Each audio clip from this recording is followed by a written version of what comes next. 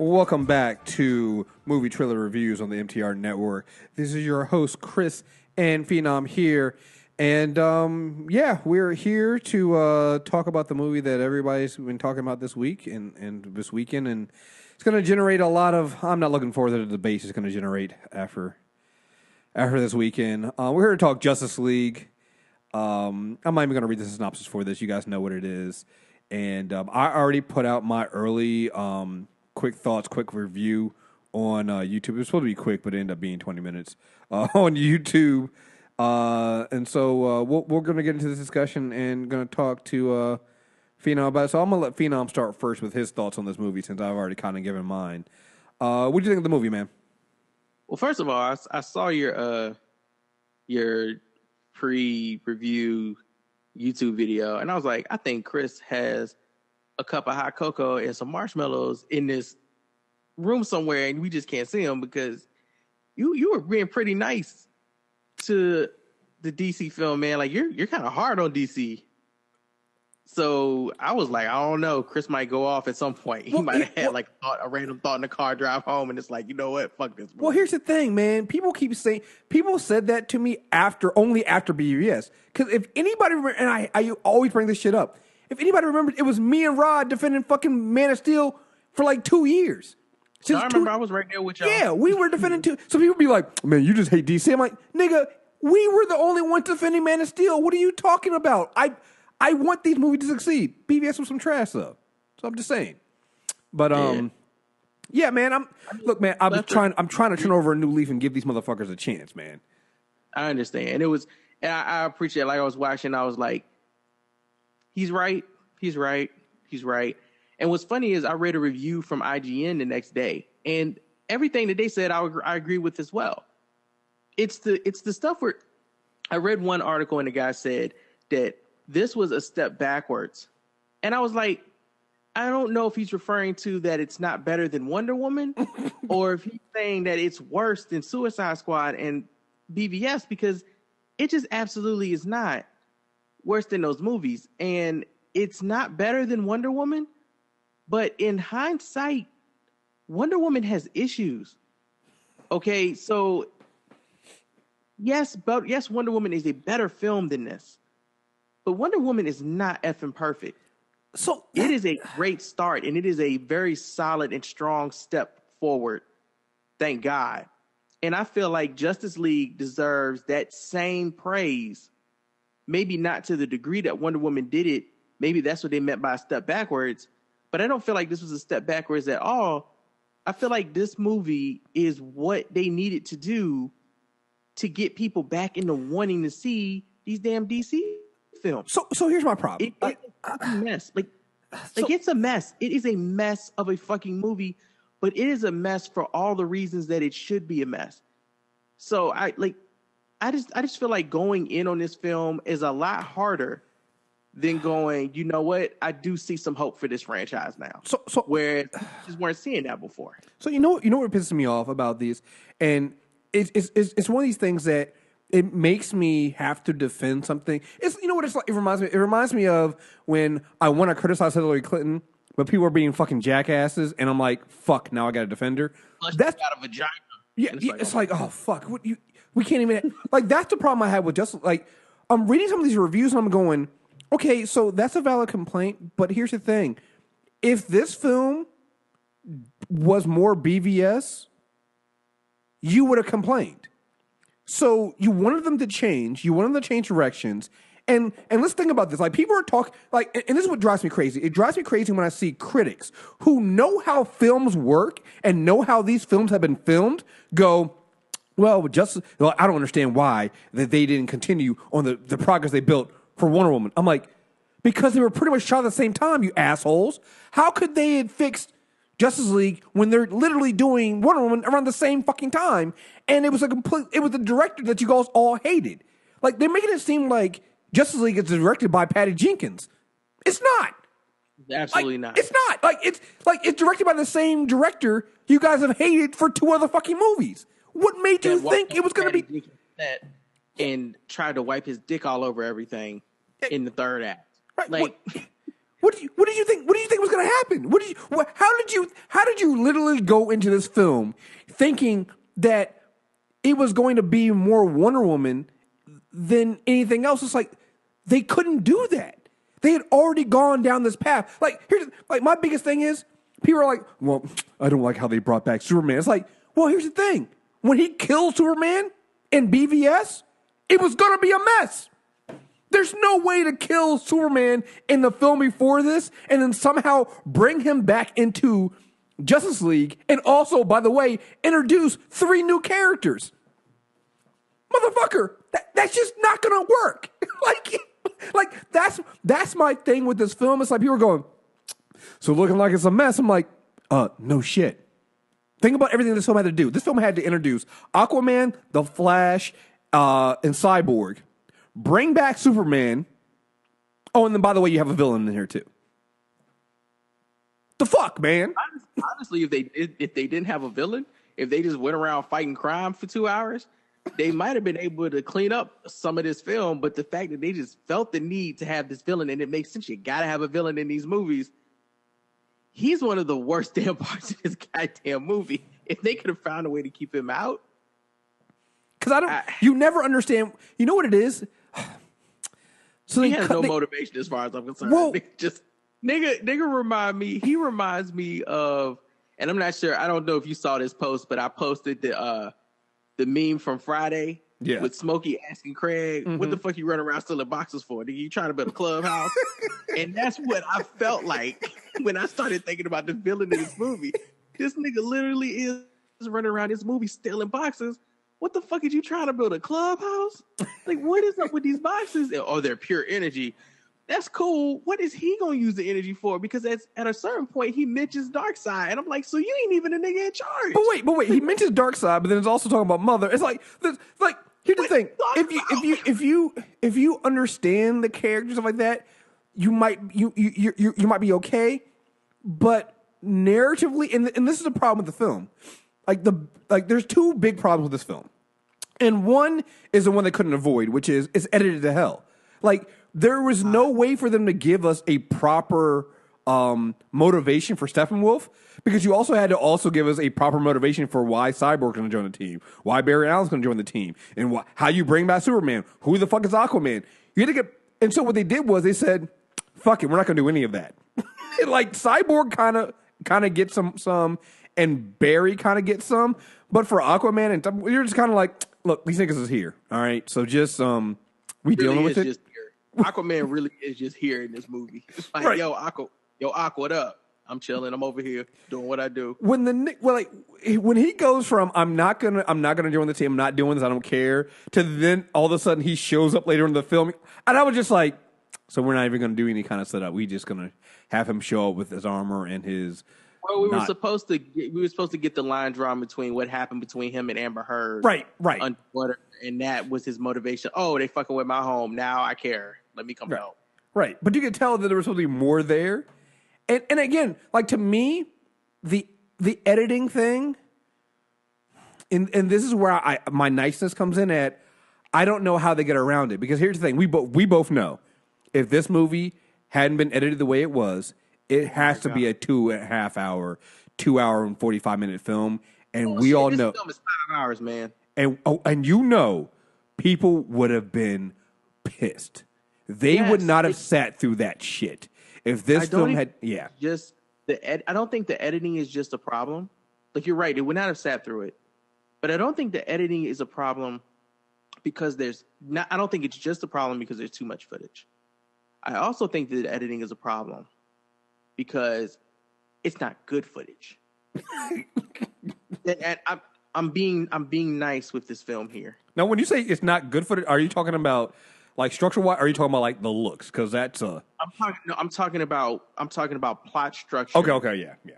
And development. It is not good footage. It's not very well written story. And the footage that they shot for the poorly written story is not good footage. And then the effects that they added to the poorly written story with the not so good footage. Save the effects. Let's save the effects for later, because that's. I'm just saying, like, that's the way I look at this film. So once I have all of that together and I realize like that's the product that I'm looking at and that's the product that they desperately were trying to save, I can't do nothing but give them like kudos because y'all saved some shit that I don't know if I would have put the effort or time into trying to save. I'd have been like, you know what? Scrap the whole film. It's just not worth. We can do this again next year, like, or something. And I think that was the thing that got me and why I was just like, you know what? When you put all things, like when you think of, and it goes back to what I've been saying for the last few months, it's like, they have terrible PR. Like they just, like even now before the film fucking releases, you have all this rumor about whether Ben Affleck's going to stay on as Batman or not. I'm just like, how do you guys not control that before the movie drops? But they were doing the same thing with Snyder though. Like before, like right when, like people forget this, like right after Suicide Squad, they did this whole thing where they brought a bunch of bloggers to the set and they made it seem like they had already put controls on Snyder. They were like, they had added, I think, a bunch of executive producers to the film, including Ben Affleck. They had done all this stuff. So for over a year, they have been kind of shifting to this idea that they realized that Zack Snyder's vision for what he wanted to do for this film was bad. And so for a year, they've been trying to change that. And then you had and again, this is a tragedy that happened with his daughter. And he had to leave. And that gave them the opportunity to bring in Joss Whedon. And here's the thing, and this is the thing that always struck me when they said they were bringing in Joss Whedon to finish this film. They are two drastically different directors. Like, Joss Whedon is very, very different from Zack Snyder. And so when you bring in Joss Whedon to finish a Zack Snyder movie, it tells you right there, you want a complete shift in the tone and the direction of this film, and you can see it in the scenes. Like it just oozes out. You're just like, oh, you guys. It was clear that Zack was going in one direction, and you guys didn't want to go that direction anymore. And shout out for you for making positive changes, but it's a mess. Like, it's technically not good, but weirdly enough, I think audiences might be more forgiving. I don't think it's good, but I don't think it's bad. I think it's right in the middle, meh. Right? I think it's entertaining, meh. Yeah, that's fine. I think a lot of films actually fall right on the meh scale throughout the whole year. So this being another film that falls on the meh scale is okay by me. My issue is always when the films are bad, because they don't have to be bad. Yeah. Okay, you don't have to be a great writer or whatever to make a meh film, and your meh film can be entertaining and get the work done. That's fine. Like, people have Movie Pass out here now, so you know, if they spend a Friday going to see your film, it's cool. It's on their Movie Pass. They don't feel like they really lost anything. And if it's a meh film, then they're okay with it, right? They were satisfied. I think it's a satisfactory film that is going in the direction of getting the improvements that it deserves. There are two things that really, really bothered me. Well, there were three things, and we'll talk about it later when we talk about the characters, one of those things. But two of them you kind of brought up. One of them is the Snyder versus Whedon juxtaposition of this film. Okay, there are literally jokes in this film that I cannot tell if they're Snyder trying to be funny or if they're Whedon jokes.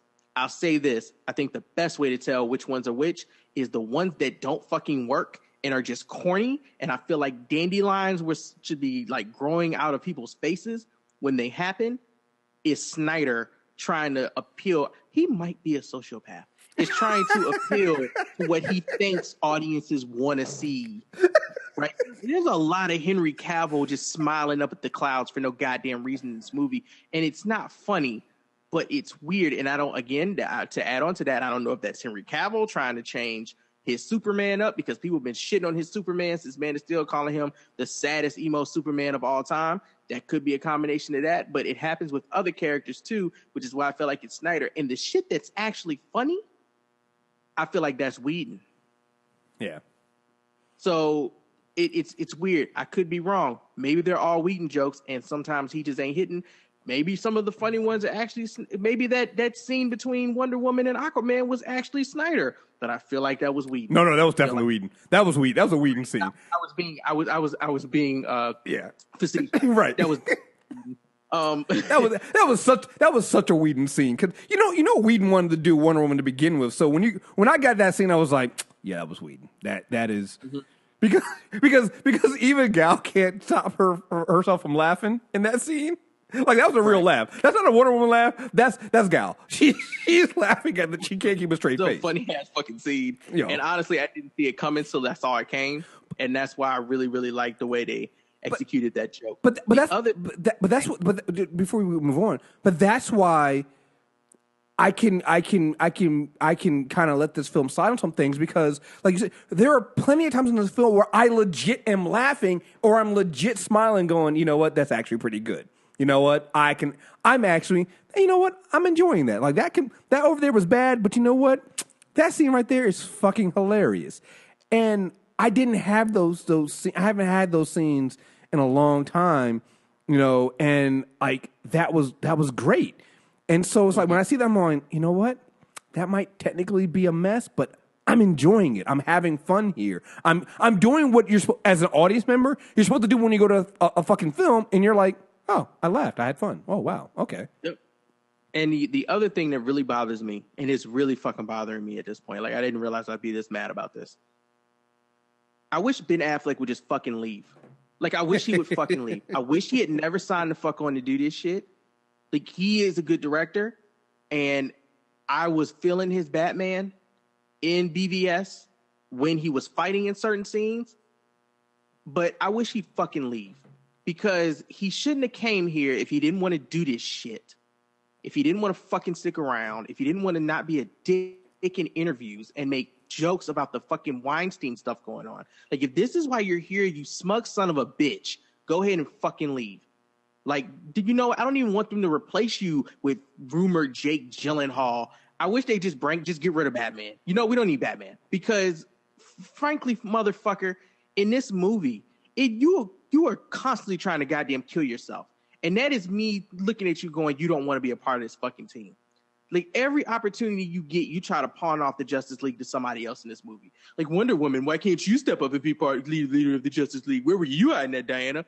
Fucking, well, we have to bring Superman back because the world needs him. Justice League needs him. I need him because I really don't want to fucking be here because I really don't want to do this fucking Batman movie because they won't let me do what the fuck I want to do because I'm Ben goddamn Affleck and I need to be able to do every damn thing I want to fucking do when I want to fucking do it. Even be a dick in this interview when everybody else is looking at me like, do you really need to be a dick right now in this motherfucking interview? Like, just fucking leave and stop messing up Batman, dog. Just leave. I've never seen a more un-Batman Batman than the fucking Batman that is in this goddamn movie. Just leave, man. But I don't think that was his fault. I think partly it is him. I think he wants to go. No, I get you on that one. Like I seeing his face on things outside the film. Oh, he definitely wants to. I'm leaning more towards the fact that, and here's the thing: when it was a rumor to begin with, that's one thing. But when you keep hearing it, okay, it's time to. And Deepon pointed out a good thing is they got Ben Affleck as Batman because they promised him he could direct. He's not directing anymore. Yeah, he wants to go. Yeah, right, and now he's been a fucking baby. Yeah, now he wants to go. You, dude. Yeah, but leave, man. Just leave. I understand that Batman, the character development that he did for him in this film, might have been a writer's thing and a script thing, and not his fault. But Chris, even the way he plays Batman in certain scenes in this movie, I just don't fucking like it. I just don't like his character. He's not a likable person in this movie. But I think that's the thing. I think that's why that's where I disagree because Batman's not likable. I don't know. I like Batman. So give me a perfect example. That scene where he's kind of there's a scene where he kind of goes that he's a real dick to Diana. He basically he brings up Steve Trevor, and she kind of pushes him and kind of reminds him that you're just a fucking man. But that's a Batman type deal. Like Batman is a dick. He has a heart in other scenes, but I feel like the only time he acts like he has a heart or has good intentions is when he's trying to get the fuck out of having to be the leader of this shit. And I think that's where the competing editing thing happened. Like I think they because there's like every time that he's dealing with Superman, it's basically them trying to soft reboot Superman and Batman to basically say we fucked up with Batman versus Superman, and it is so obvious that that's what they're doing. Like to the point of you remember there's a thing that happens at the end of the film. There's a thing that happens at the end of the film where he says something to Clark, and you're just like, this is basically them saying we fucked up with Batman versus Superman.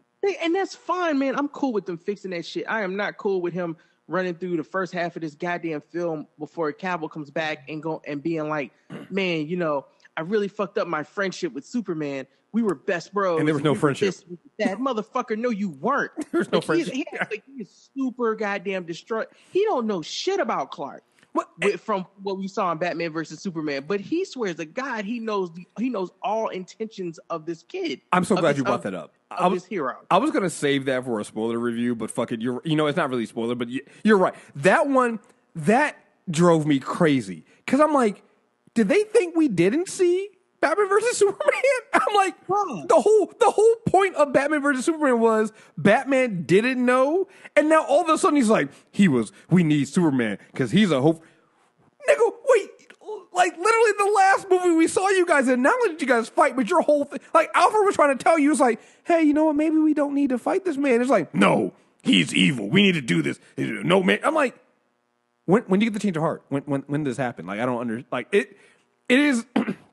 Again, it goes to this idea of they're trying to shift their strategy, but you're looking at the film going, but I legit watched you guys fight like too long ago. Like it's just oh God. Oh man. You know what really bothers me though about Batman in this film, beside all that? And this is going to be something, regardless of who's going to be the actor, if Ben does leave. He never wants to know which Batman suit to wear in the scene. Well, I was saving that for effects because I thought that was just me seeing that shit. Nope. I thought it was just me.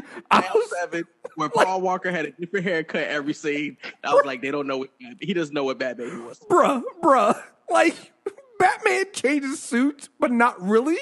So many times in this film, like again, you can tell where the reshoots were. Because I'm like, that Batman suit doesn't look.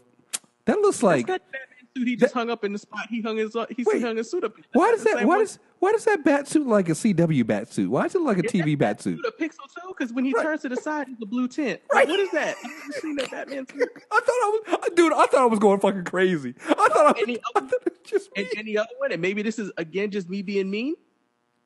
Is he fat? Yo, he a fat Batman? I think you know what it was? Reshoots.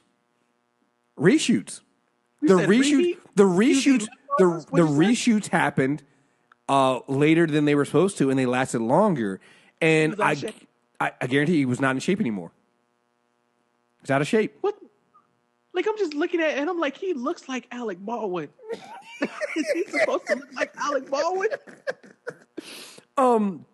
So none of that stuff was going to be I brought up about Batman, but there's something that I said long before, like this. I think I might have written a post years ago about this, like right after Man of Steel came out, and I said the biggest problem that they're going to have with putting Batman in live action and put him on the Justice League is, and you saw a little bit of this problem in BVS, when you have a team full of people with superpowers.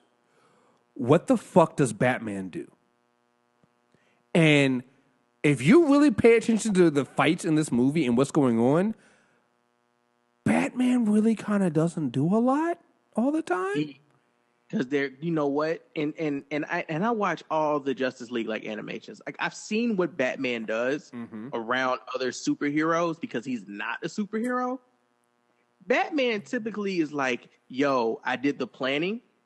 Here's he's like the team. He's a tactician. He's a strategy guy. That's what he does. He tells everybody where they need to be.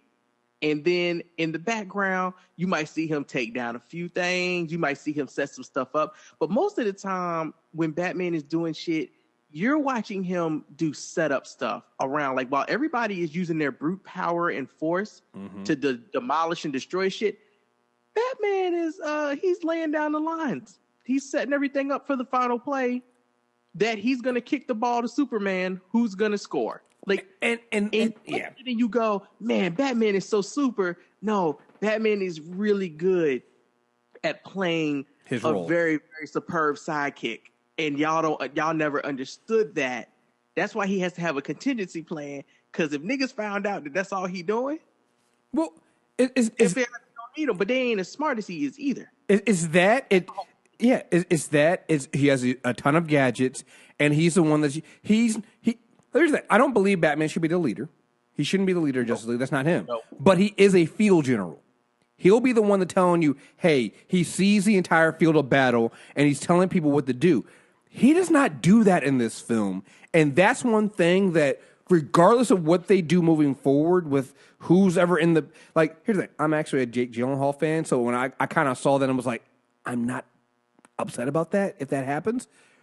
But the problem's going to be you need to actually understand how to fit a human on this team full of metahumans. And they do not really understand how to do that. He does some things here and there, but I'll tell you like this. You don't even get a scene like you did in BVS where like Batman took out all those thugs. Nope. Because there's no the bad guys in this film are parademons and Steppenwolf. There are no humans for him to fight. And so him being in hand-to-hand combat for him to fight. The issue, and you actually said it. Like you actually said it when you were explaining why Batman is superb. Mm-hmm. They didn't have him use any goddamn gadgets. Nope. He used any gadgets. He used that fucking grappling hook, and they think that all you need to see from him is the fucking grappling hook. And no, motherfucker, that is just his escape plan. You didn't have any gadgets. He had more gadgets. He had more gadgets than BVS. He had more gadgets. Remember in BVS when he had them? He had that one gadget that took care of all the guns. He had more gadgets in BVS. Like that is one of the again. It goes back to the idea of what the problem was with Zack Snyder is he doesn't see details like that, and so he put together a fucking film with Batman on this team full of a guy who can go super really fucking fast, a bunch of super strong people. Quietly, same problem happened with Aquaman. Because we don't really get to see Aquaman use any of his fucking actual Aquaman powers other than the fucking fact that he's strong. That is it. Like, there's no water or anything around there, so you technically get the Family Guy thing where it's like, what does Aquaman do when there's no water around? They set up the final fight in basically a desert. Right. Which does not help Aquaman at all. Maybe unless it's raining. It was like do we really need Aquaman? Like, I'm surprised Batman didn't look at him at one point and go, do you work well without water? Right. Because who you gonna talk to? Ain't no fish. Right. So ain't no wet. So and again, hey, look, I like Jason Momoa as Aquaman here, but it's very clear that Zack Snyder didn't think too much beyond. Well, he's strong and he has this not a trident but a quadrant or whatever the fuck he had. It wasn't a trident. We have all that, which is weird because then I'm not even going to say. I'll say that for the spoiler, but it's just like that whole thing. It's just those I'm two. not gonna lie. That final act of this film, and this is not a good thing, but I'm being nice, reminded me of X-Men Apocalypse final fight. I was like, why are we fighting here? Yeah. Why do we set this fight up here? Yeah. They could have easily set the fight up on an island or somewhere near water, and then you could really use Aquaman's powers to really kind of get in on that. Didn't do it there. They don't. Matter of fact, when you think about that final fight, when you're going back to thinking about Batman and his using being strategy, his strategy was stupid, and so it goes. So it goes back to this idea of you didn't use those two characters to their best of their abilities. You after kind of trying to set up the fact that and it's not like before this they don't set up the fact that Batman is smart and can figure things out because he does. They don't. It's not like they don't set up the fact that Aquaman has powers and can do things with water because they show that too. But when you get to the final fight, they kind of just say fuck it all and don't deal with it. And now maybe there were some scenes that were cut out that involved that, and that's what happened. They just cut this film. They cut those things out of the film because I know there's definitely a scene in the trailer where you see Cyborg. He goes full Cyborg and he covers up even the human side of his face with metal. That is not in the movie, I don't believe. Mm-hmm. So maybe there was more to that final battle that we just never got. And I can see that. If that's what happened. But it definitely stands out, and I'm like, going forward, whoever deals with these films and you do justice, like, cause I think the Batman film itself standalone will be fine, but when you put him on the Justice League, you need to show why Batman matters. You can't just be going, oh, you're just a man in a bat suit. You need to show why that man. He had that armor to fight Batman. I mean, to fight Superman and BVS. He doesn't even come with the armor in this one. He comes with no armor. Nope. It's just like, it's actually kind of a step back when you think about it in terms of his fighting ability.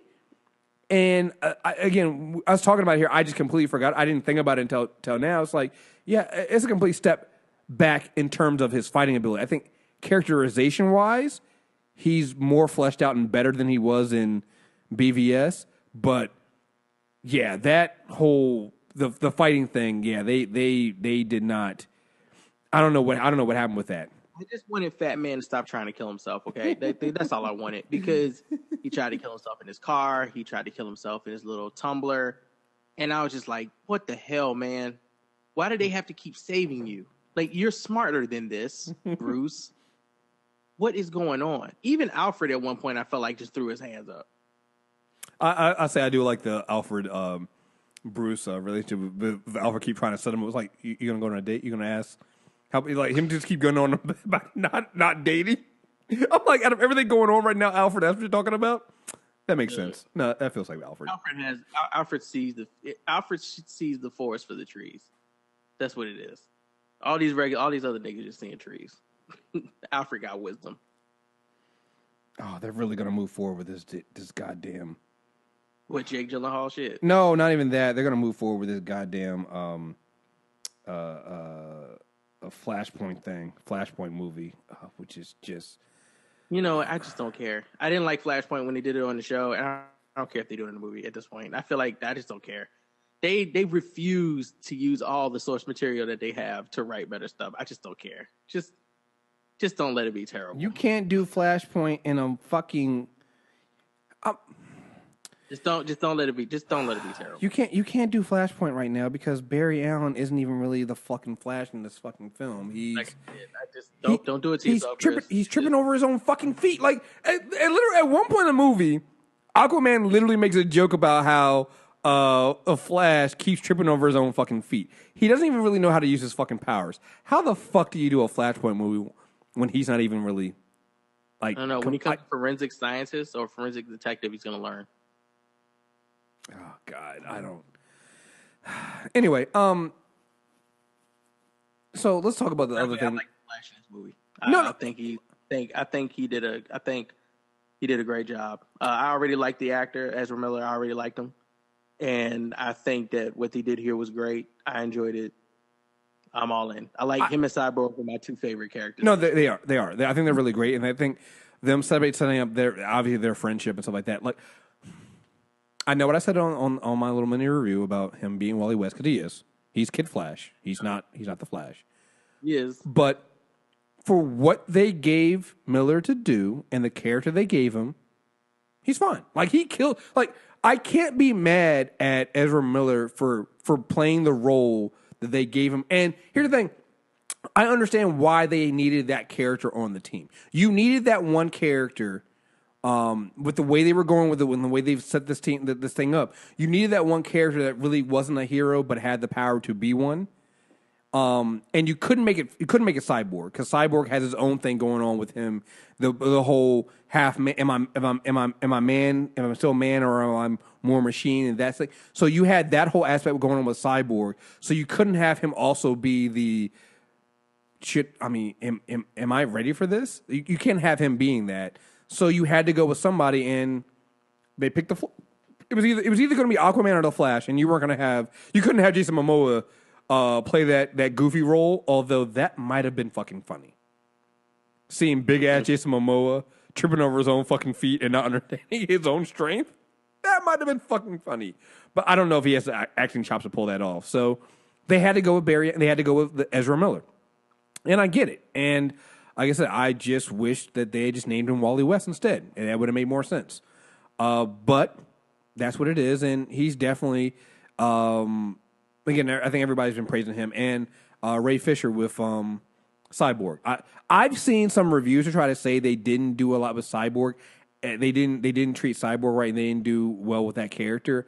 I think that's coming from people who don't understand what Cyborg is. I think that's people who only watch Teen Titans Go and think that that's. What did you say? I missed that part. I think I've seen people say that they didn't like Cyborg, like they didn't like what they did with the character in the film. What do you mean? Like they were like they didn't give him a lot to do, and he wasn't important, and blah blah blah. And I'm like, what film did you watch? Because he kind of is. The film I watched, he was an emotionally broken person who was trying to deal with the fact that he didn't feel as human anymore. Yeah, that's a pretty deep storyline, and makes a lot of sense for somebody who should be dead. Which is it's you know what it is. They hit this Cyborg. It's kind of from the but if you really want something more recent, it's Cyborg from Justice League War. Yep. If you watch Justice League War, that's literally his arc, where he is created, and it's not a spoiler, but he's created kind of from the mother box technology, and he's learning how to deal with this stuff, and he's learning new abilities. And I thought that I didn't have really big hopes for this character in this film. I thought he was really really good. It's a really emotional arc with him and his father. Like, I enjoyed that, and I think the people who don't get that, I think that they're literally just people who watch Teen Titans Go and were expecting some lovable like character who's come to terms with the fact that he's part cyborg, which is, by the way, this film is Justice League Go. It is so damn goofy at times. It's just it can't be like Flash really is tripping over his own feet. No lie, he is like that moment when he ends up in the Batcave for the first time, and that shit was, oh my god, that was such a Teen Titans Go moment. Yeah. That shit was, I'm sorry, that was great. It was great. But again, it goes to show you why I'm like, I look at him and go, he's a Teen Titans character. He is Wally West. He is not Barry Allen, because that is so Wally. That is so what Kid Flash would do the first time he entered into the Batcave. And I'm just like, I get it. It's whatever, but fuck it. All right. But yeah, no, I like Cyborg. I like them. We haven't mentioned Gal Gadot, not just because I think she's the only character that they've consistently nailed since they introduced her. Like, she was the best part of BVS. She did fine. Yeah. She was great in her own solo movie, and they continue that here. And yeah, I don't mention her because we've already known she's Wonder Woman. If anything happens to the DCEU, they're moving forward with Wonder Woman 2. Like, that's the one thing that is set. That movie will fucking happen. No matter, I don't know, I can't speak for anything else, but I do know Wonder Woman 2 will happen because she's again like. And shout out to them for finally for giving her super speed. Thank you. I appreciate that because they didn't really make that known in the Wonder Woman film, and this one is definitely something you see, and I appreciate that shit. Like I said it before, I like the new Superman they bring in because I think it's more along the lines of the Superman that they're supposed to have. I think it's interesting. I would like to see what Henry Cavill does with more Superman time. I think the problem is it's not that he's too swole. Was it also his costume too that kind of seemed a little fucking cheap in some of those scenes? It was a combination of the editing of his scenes and his conversations, possibly his costume, but mostly his face.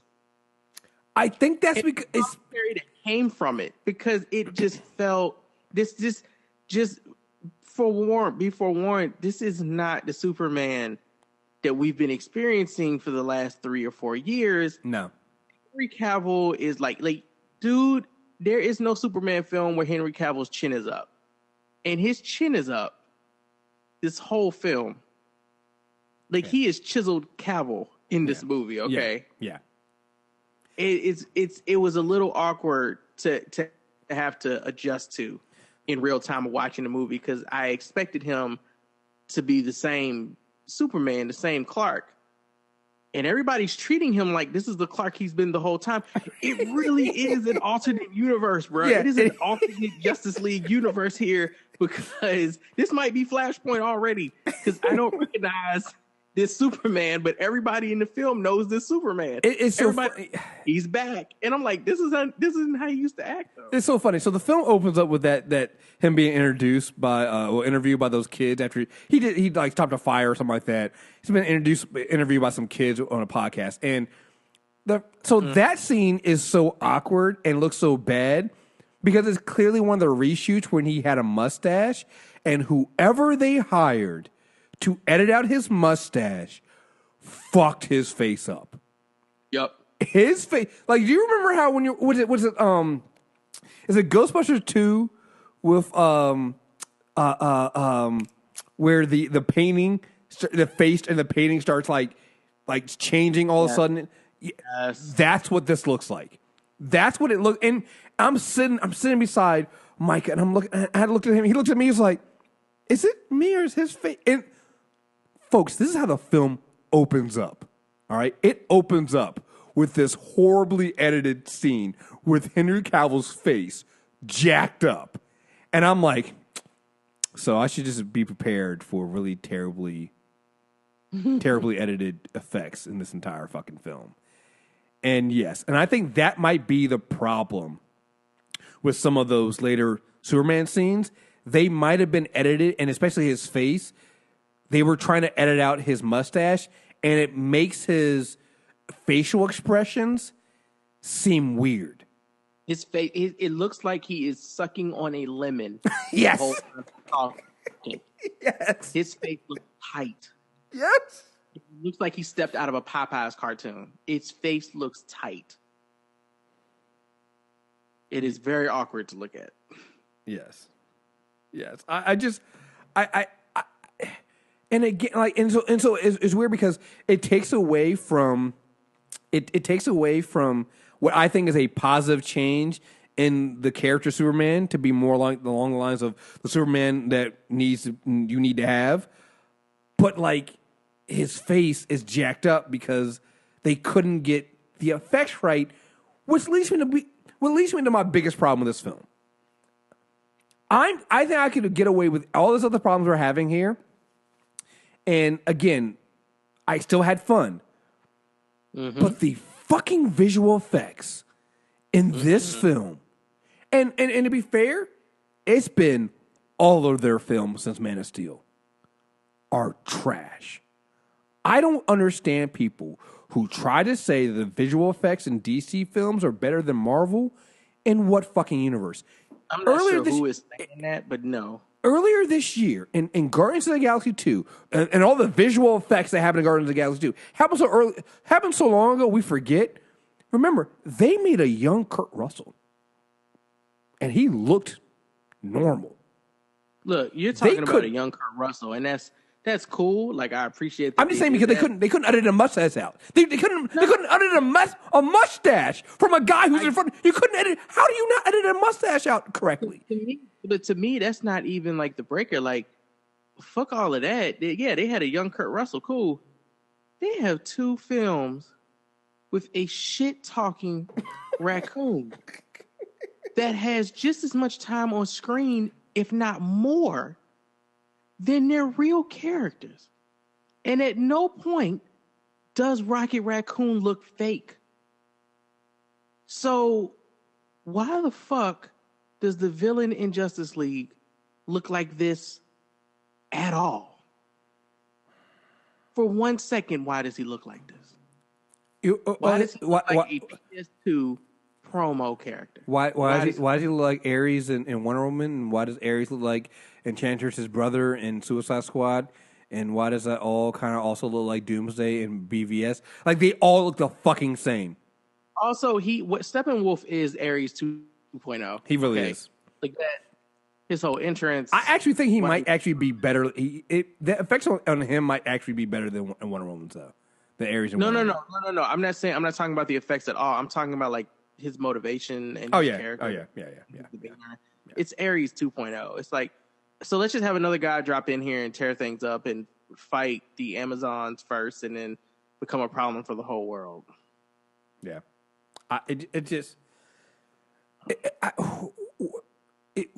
Like that scene, there's a scene from, and you see it in the trailer, with Batman driving the Batmobile down and it's like red washed out and stuff like that. Once again, that's a PS2 video game promo.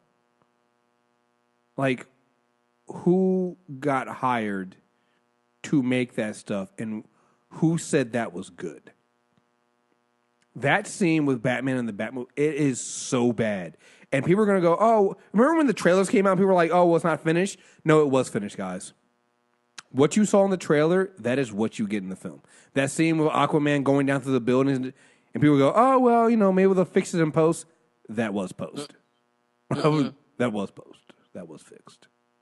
That's the final product, guys. I'm sorry. Like if that is the biggest unforgivable thing to me out of Justice League, is that you have a $300 million budget and that's what you did. How? How did that happen? Like it's the only, I'll be honest, it is the only thing in this film that took me out of the film sometimes. Because there were some scenes that are just so bad that I'm like, wow, like everything else I was fine with. Like the film opens up with some quick cuts in between different spots and jumping between character to character and just no real overlap into how those scenes relate to each other, which is just bad editing 101. But I'm fine. I can live with that. And there are some great action scenes in here. Like I thought the scene with Wonder Woman taking out those the bank robbers in at the beginning of the film, I thought that was great. Mm-hmm. I thought that looks amazing. That looks really good. They even do slow motion in there. Looks great. But that is probably her best shot action scene in the entire film. Not saying she doesn't have a lot of action. She does have a lot of action. But that is her best shot action film in that scene. There's another scene with Steppenwolf against the Amazons that is so just cartoony. He looks bad, but the shit they're doing with the Amazons looks dope. Like that's why it was so weird to watch it, because I would have this emotion of, yo, that's the way that they're playing Keep Away is really dope, but he looks so bad. What are they really running from? I don't think they do motion capture. I think they do. Supposedly they do. They do? Supposedly his character is mocap. Oh my God. I can't. That's what it said on the holy shit. One of the reviews that I read, it said his character is mocap. Holy shit. How does that bad with motion capture? I've never seen anything that was doing Black Panther and not doing this. That's why. I don't know. That is unacceptable. Like that is the one unacceptable thing that I will say. Like it's the one thing that they have not fixed. Everything else Guardian look that bad. My Guardian looks better than him. He does. My Destiny Guardian looks better than Steppenwolf. Yeah. I mean, it is. I don't understand how Warner Brothers is getting robbed. We're going to find out later on that Warner Brothers was getting robbed. That they were paying all this fucking money and they were using only half of it to actually put these effects together. Because it doesn't make any sense. I'm sorry. It just doesn't. That is my biggest problem with this entire film. Everything else I can kind of look and going, you guys didn't have a choice. You guys were trying to make changes. I can accept that. That's fine. But some of those scenes are just bad looking. Just really, really fucking bad. And I think that's going to be the one thing that I think if the film looked better, I think there would be better reviews. Oh yeah.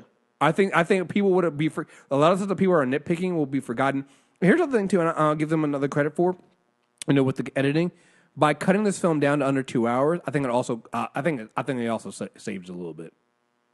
I think if it had been longer, I think people start thinking more and more about the problems that they had, and you get more nitpicking. But because it's so short, I was able to forget. Like I said, some of the things I was like, that wasn't good, but fuck it, okay. I'll let that one go. Was there anything else you want to say about this film?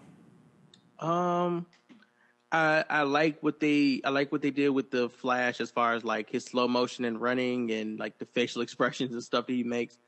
I hope that when they do his film, it is not 30% in slow motion. I hope that they find a way to capture him in faster motion, more like the way they did with the cave, with him going from spot to spot to spot to spot to spot. And I hope they incorporate fighting into that. Well, like the fact that they introduced in this film that other speedsters exist.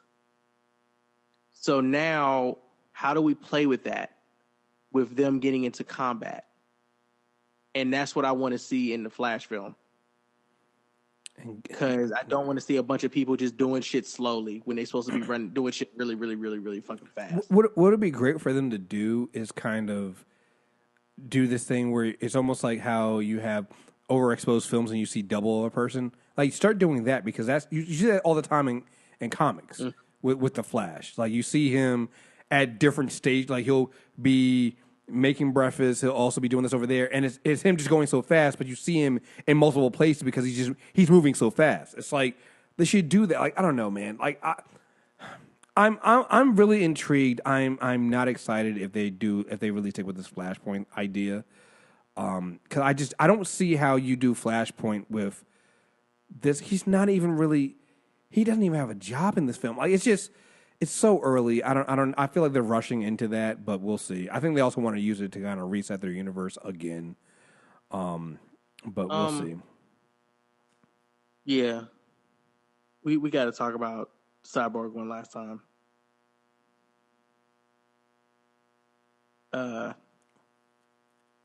He looks awful in certain scenes where he's walking and turning and he seems to be disappearing. He kind of looks like, there's a scene in Beetlejuice where they got a dude who like turns to the side and he's hung on a coat hanger and he slides through this very small wall space. And that is kind of what he looks like.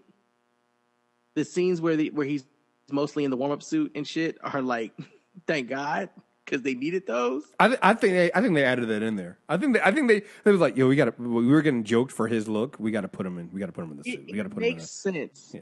If they had better explained, if they had taken 5 minutes to explain that there's a bonding issue, and use that as the reason that he looks like this, then I would have been more supportive of it throughout the film. Now, they fix it. And that's the only fucking reason.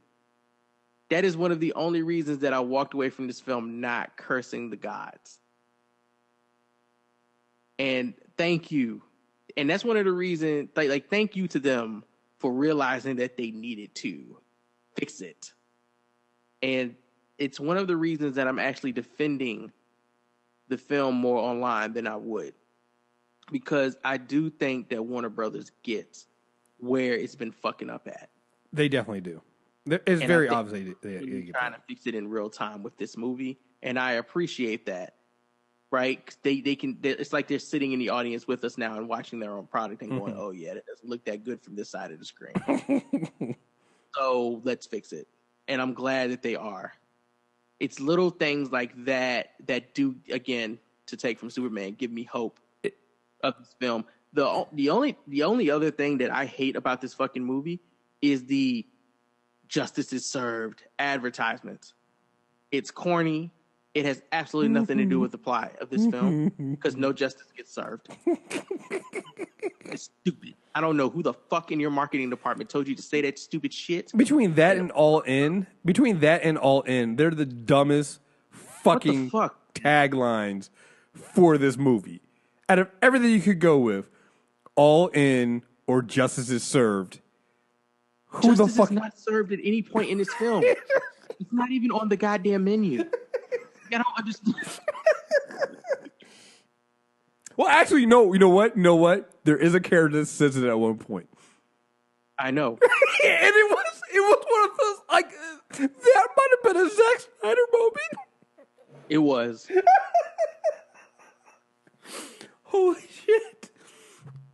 Oh, man. All right, because I want to talk something about this Rotten Tomatoes stuff. Before we do that, what is the score you would give this film out of 10? Out of 10? Yeah. I give it a 7.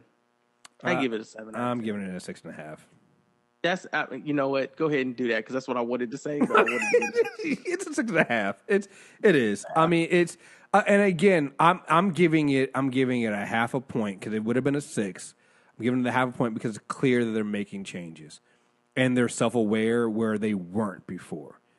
This is probably the most self-aware, for better and for worse, a DC film they've done, and take that for what you want it. So there you guys have it. You know, that's our review. I honestly think that the fans will enjoy this a lot more, particularly if you've been having problems with BVS. If you had problems with the characterizations of some of these characters, I think a lot more people will enjoy this film than they did any other film. Like I said, our audience clapped. Like, at the end of BVS, nobody clapped. People were just kind of like trying to process the film and what they just watched. People actually clapped and seemed happy at the end of this film. And take that for what you will. I think that you're going to see a lot more fans finding ways to enjoy this film than anything else. So let's move on and talk about this Rotten Tomatoes thing that involves Justice League. And so I first want to tell people how embargoes and how these things work. I think a lot of people get riled up about review embargoes, and you don't understand how they work. So almost every single film we get that Phenom and I review as part of the reviewing press has an embargo. And the default embargo is midnight of the film comes out. They'll even tell us sometimes when the embargo is up earlier, they're like, we still kind of want you guys to hold your review until the film comes out. That doesn't matter if it's good or bad. That's fine. Like they told us to do the same thing with Coco. Coco's embargo was up, I think, Sunday at like 2 a.m. And they were like, we still kind of want you guys to hold your review until like the film comes out, which is next week. I did not put it up anyway, but like that's usually what it is, right? And so what happened with Justice League, first of all, it was two things. And and this first part, I think, is the studio and is Warner Brothers just being overly ridiculous. Their first embargo was on social media posts, because they even say to us that when we say the embargo, they even mean not just your written review or your audio review or anything like that, even your social media posts. So they lifted the social media embargo last Friday. And so what they said was, like, you can go out and you can say you saw the film, you can give your instant reaction, but you can't tell plot points, you can't give details, and you can't give an actual review. Again, that's still not too different, because I've seen that before. When I did Blade Runner, even though the embargo had been up, they gave us a list of stuff. They're like, "Yo, when you do your review, don't say this, don't say this, don't include this in there. Please don't do this." Right? The actual embargo on reviews was up at 2:50 a.m. Wednesday. That's when you could post all your reviews. You could say what you saw. If you want to do spoiler reviews, you could do that. All that was up Wednesday. And I know people were like, "Oh, wow, you know, they're holding the reviews." No, that's not what happened. I appreciate them for this. They did that to make sure that all the press that saw it on Tuesday night on the West Coast were able to see the film, get home, write the reviews, and that gave everybody like the same time to get the reviews up. I appreciate that, because sometimes it happens is, you know, I think it's happened with Thor, where they told us our embargo was up like, you know, that Monday, but some people had seen it like 2 weeks ago and their embargo was up when they saw it. So I appreciate them saying, "Hey, your embargo's up when the last press people see it on Tuesday. You can put your reviews up, everything's fine." And that's when you saw the flood of reviews when you woke up on Wednesday. That's where that was. Like, we had already had our review out. Some of the bigger outlets had their reviews out. All of them were there. But that's where it gets interesting. When you went to Rotten Tomatoes didn't have the score up. And not only did they not have the score up, they did not have any of the reviews posted. Nope. The reviews didn't post until today, I believe, at noon. Or maybe later. This still might have been Warner Brothers, because Warner Brothers does own Fandango, which owns Rotten Tomatoes. But I'm just going to go with Rotten Tomatoes at this point and blame it on them. they basically said they were doing is they were going to have this show called, they had this new show online called Skip It, See It or Skip It. And they were going to do a reveal, a tomato score reveal of what Justice League's Rotten Tomato score was. This is the dumbest thing I've ever heard in my life. First of all, the score they revealed is already lower. The actual score is actually lower than what they revealed already. Because it's constantly changing as the more critic reviews get added in. Right, which is the reason why doing a actual Rotten Tomato score reveal is the dumbest shit in the world. Because Rotten Tomatoes doesn't own reviews; they're an aggregate site, which means those scores change depending on when critics who are Rotten Tomatoes critics who have been approved by Rotten Tomatoes get their reviews up and in and submit them. So a lot of people probably didn't submit their reviews until later on, and were holding off. So that score is going to constantly fucking change. So how do you reveal a score that is constantly in flux, particularly before the movie's been even released? Because still, here's the thing: some of those critics are not going to see it until the movie's released. So how do you review a score? Which leads me to the biggest fucking problem with Rotten Tomatoes doing this. For years, Rotten Tomatoes has been fighting back against the idea that they are influencers and are influencing box office returns. And then they do this. What the fuck? What do you think this is? How do you hold back on showing scores and not just showing the score, right? They did not post any of the fucking reviews that were already out. All those reviews you see on Rotten Tomatoes right now had been posted already on Wednesday. They were already there. So how do you say you're not influencing and you're not trying to influence, people going to see a movie, or you're not trying to influence the box office returns of these movies, when that is exactly what you did here by holding off on the score, whether good or bad? And here's the thing. From what I know, they've only done this with Bad Moms Christmas and Justice League, 2 films that got rotten scores. Because they did not do this with Thor. They did not. Thor reviews were out, and they were on Rotten Tomatoes before. Coco, which comes out next week, its score is already up. So what is the criteria for holding back a score? And how long do you hold that score? You're going to do the same thing with The Last Jedi? You're not going to put those scores out? Is that what you're going to do? Like, what is the criteria for that? I have so many ethical questions about what Rotten Tomatoes did today, and I can't see how they keep doing this. It's the dumbest shit in the world. I've seen people go, "Oh well, they want to be influencers," but you're not. You're not being an influencer directly. You're taking real influencers and what they say and building off of that. If all those critics start saying, fuck it, if Rotten Tomatoes is not going to post our stuff early, we're not going to post it on Rotten Tomatoes. Rotten Tomatoes has no scores to post. Because they don't actually review. Rotten Tomatoes doesn't actually review anything themselves. I mean, they do now. They have a show. Well, they review the reviews, I think. They not really review the review, but they're reacting to what the score is, which is basically they're basically doing a reaction video to the Rotten Tomato scores. I podcast about podcasts. Right. Like it is the dumbest shit I've ever seen in my life. And I don't understand. Like I said, I have no idea. I don't think this is going to last, because that is the crazy thing about. I have never seen them do that before. Like when you went to Justice League this morning, to the Justice League spot on Rotten Tomatoes, it said no critic reviews have been posted, and I'm like, that's a fucking lie, because all those reviews are out right now. And so here's the thing. They didn't even. So I think that the show released at midnight today. Yep. They didn't even post the scores then. Yep. Like I thought they were going to post. I thought they were going to do the show, reveal the score, and then post the reviews and the score. They didn't even do that. They posted their and then they waited. And they were like, yeah, now Rotten Tomatoes reviews the Rotten Tomatoes score. But by the time they reviewed the score and people woke up in the morning to see it, when the reviews actually came out, the score was already lower than what they had said.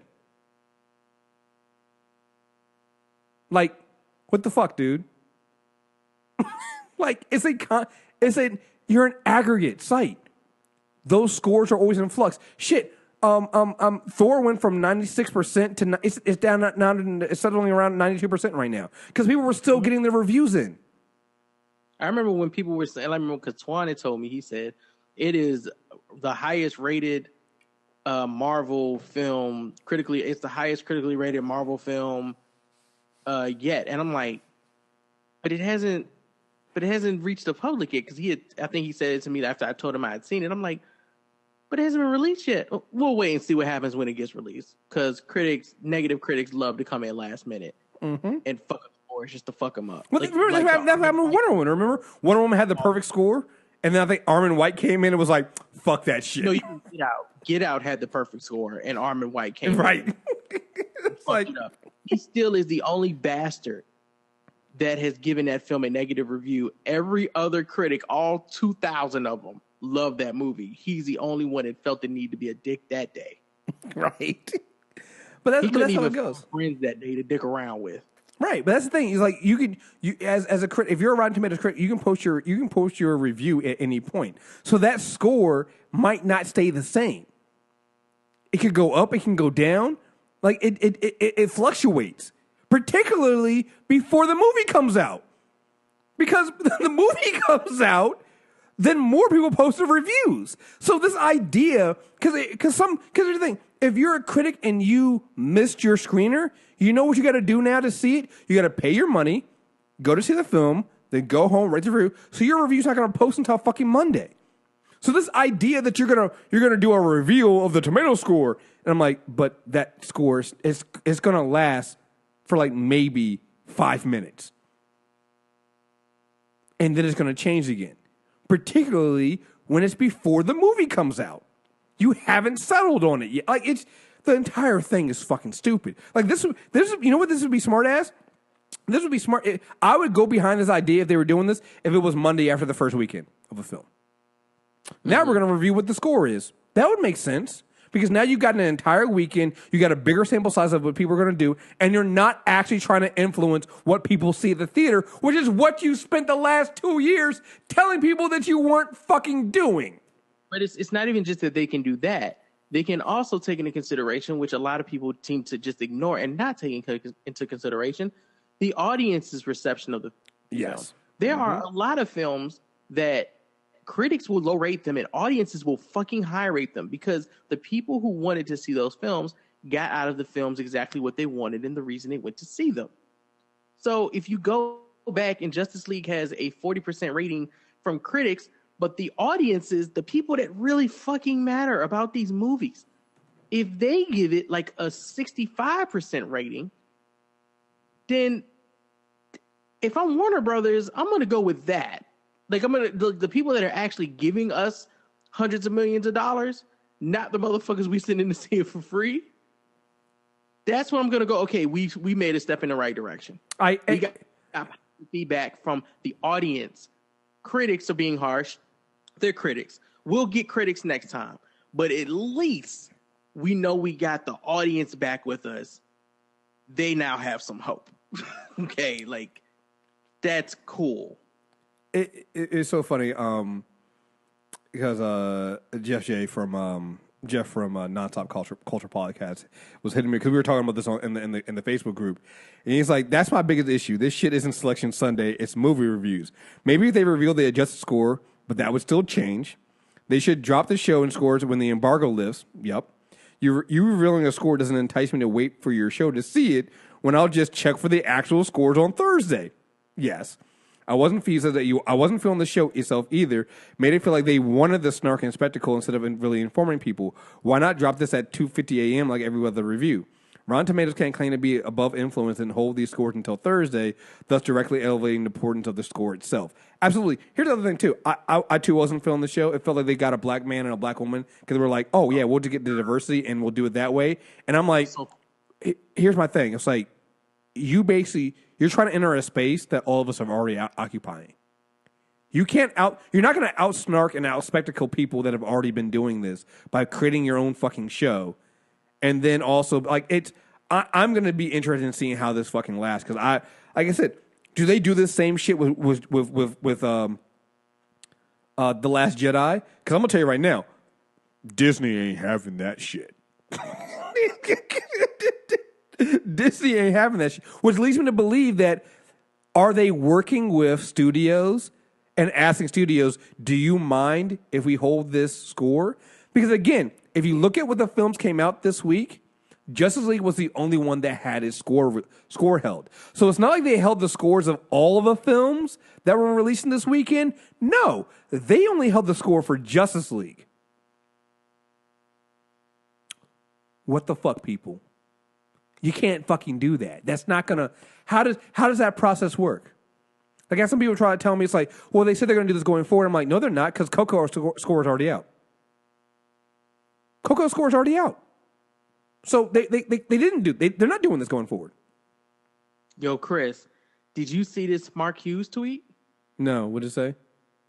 I now have to formally correct the public record about my past statements, including today, concerning how reviews and ratings work at Rotten Tomatoes. Based on what I've learned today after my review was posted and rated on my behalf, but without my knowledge.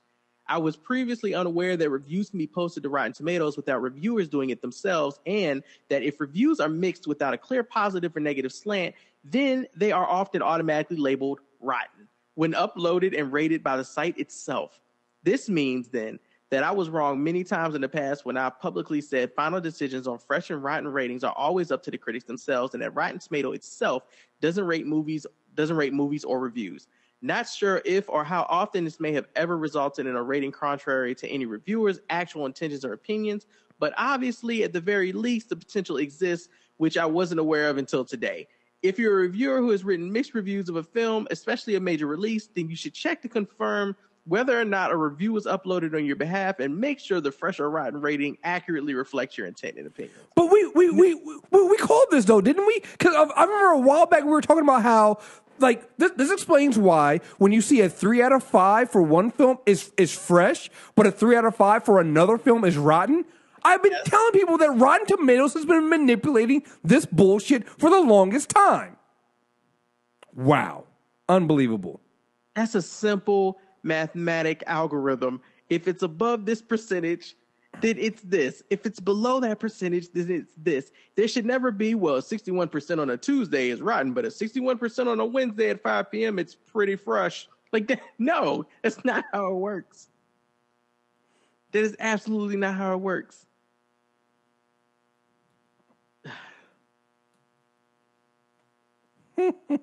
that is hilarious. I can't believe that. Wow. We've been trying to tell people that Rotten Tomatoes has been full of shit. Wow. So, anyway, folks, there you guys have it. That is our review. I might do another video or something like that talking about this Rotten Tomatoes shit, because that's fucking wild. That's fucking wild. As far as going to see Justice League, listen, if you understand, the way to enjoy Justice League is this. You go in understanding that DC and Warner Brothers is trying to change the direction away from Zack Snyder. And in order to do that with a film that has Zack Snyder's name on it, is going to cause it to be a mess. Yep. That's if you go in understanding that, then you'll be fine. If you can't get past that, and also I'll also say the action scenes are just but that's something we've had to deal with for a long time with them. So anyway, there you guys have it. That is our review and also our rant about Rotten Tomatoes. Find the rest of our reviews on mtrnetwork.net or go to iTunes, Stitcher Radio, Google with movie trailer reviews and subscribe to the movie trailer reviews. We're going to try something new later on, probably coming in December.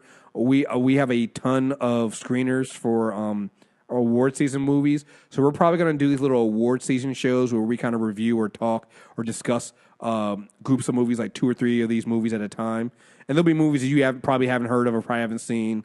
But we'll be doing that. I know we got what is it I got today? I got The Big Sick today. So I definitely wanted to see that. Ashley wants me to see that. So yes, as soon as you're done. Yes, I will pass it along. I'm give you to watch that movie for like 3 months now. Yeah. Months now. So we got a bunch of these kind of smaller films that we got and stuff that I wanted to see, but we just either didn't get screeners for, or I didn't have time to go out and see, and now I have them because they're actually delivered to my door. So we'll be out and doing that. So you want to subscribe to Movie Trailer Reviews to get those when we start doing that again. I think that's coming in December. And then also subscribe to us on YouTube, MTR Network. I'm putting out a lot of original videos and things like that on YouTube, so check those out.